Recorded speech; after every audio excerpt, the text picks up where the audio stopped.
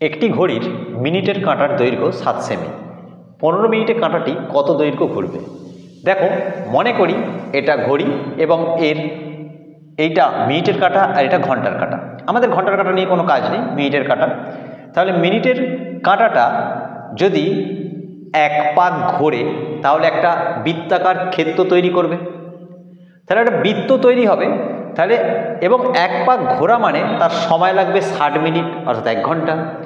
তাহলে 60 মিনিটে সে একদম বৃত্তের পরিধির সমান পথ অতিক্রম করবে, তাই তো?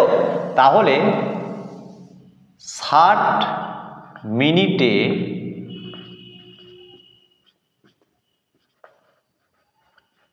কাঁটাটি ঘুরবে কত না, পরিধি মানে 2πr, তাহলে 2 × 22/7 ইন্টু আর এখানে কে না মিনিটের কাঁটার দৈর্ঘ্য মানে 7 সেমি। ওকে, তাহলে কত হলো? আমরা দেখছি 7 7 কেটে দিলে হয় 22 দুগুণে 44 সেমি। তাহলে 60 মিনিটে কাঁটাটা ঘুরবে 44 সেমি।